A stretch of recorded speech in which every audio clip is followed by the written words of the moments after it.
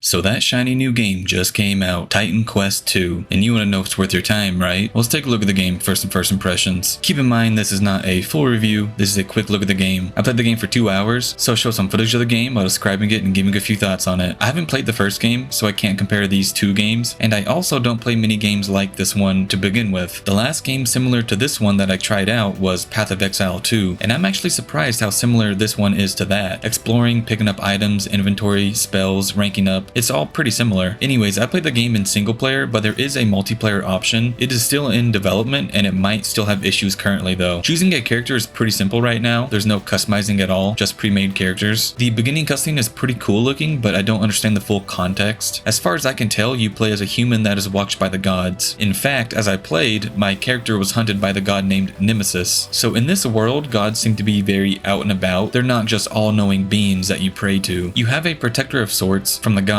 She is also a mentor to your character. She protected your character since they were a child. I played on the very first island for a while, and then eventually escaped from Nemesis and went to another island. Here, you'll have some sort of spirit guide that is a horse. That's about as far into the story that I've been so far, but the real meat to this game is in the gameplay anyways. The story is cool, but let's talk about the game now. You have a mini-map on the top right, which I didn't really use that much. I'd rather just pull up the full map to see more. The red circle on the bottom left of your screen is your health, and the blue circle on the bottom right is your energy. I played on the normal difficulty, and I noticed that both would regenerate over time. You do also have a couple health and energy potions, and those will regenerate as well. All of the squares on the bottom of the screen is where your various skills will go once you unlock and equip them. Also, you have 2 loadouts. By pressing tab on my keyboard, I could switch to whatever my second loadout is, and you can customize your loadouts in your inventory. When exploring, you'll come across various items or chests that have a glow to them, meaning that you can loot them. They seem to drop random things each time, some better quality than others. You'll be able to equip 1- and 2-handed weapons, some armor like helmet, boots, chest piece, rings, and so on, and all armor has stats of course. They increase the actual armor, or health, or more magical stats like more fire resistance, or more energy regeneration rate for example. In addition to looting like that, some enemies will drop loot as well. In my experience though, I found that more loot came from just looking around. Enemies didn't quite drop as much. I was constantly pulling up my inventory, comparing armor stats or weapon stats, and switching them out as I played. I ended up choosing ranged weapons as what I'd focus on, so I was primarily using the bow. In addition to armor and weapons, you have attributes and masteries. Each time that you level up, you'll get attribute points, active points, and passive points. Attribute is for increasing health or one of your 3 stats: agility, knowledge, and might. Each attribute focuses on one area of armor and weapons more than the other, so what you level up will depend on your playstyle. In the masteries tab, you have core and masteries. You can upgrade your core, which is your base stats and abilities, which uses active points, or you can directly upgrade your masteries. You can select a maximum of 2 masteries, and that's where you'll get new skills like different magical attacks. These use active points too, and there's only 4 masteries total to choose from. Since I was focused on range attacks with a bow, I was selecting skills and masteries that were bow or ranged related. All of these core and mastery skills also have modifiers, which can further enhance and change up your playstyle. As for passive points, these are only used for the masteries and don't provide any new attacks or skills. They just further enhance or change up your existing skills. They also have their own modifiers, which can, again, change up your playstyle a little bit. Here's just a few examples of modifiers. Punish, 30% more damage against channeling or incapacitated enemies. Shadow Dagger, turns into a spell and fires a Shadow Dagger dealing pierce damage. Enhanced Ailment, 100% more ailment chance. Enemies were fairly easy for me to deal with. Even when I faced that Griffin boss, I did not die. I've yet to actually die in this game at all. There's some decent enemy variation too. I've seen like 6 or 7 different enemies in 2 hours. Graphically, the game was fine. Performance was okay, a little lower than what I was looking for, but since it's a top-down game, it doesn't matter as much as a first or third-person game, so it was alright overall. While playing this game, I found myself enjoying it quite a lot. The constant fighting, the looting, and improving your skills can be addictive. I'd say all around this game is just good. It's a fun game to play, and it's in early access. That means there's still more content to come, which will only make the game even better. I like this game, and I think you probably will too, though that's my personal opinion. Whether or not this is your type of game, I'll see you on the next one.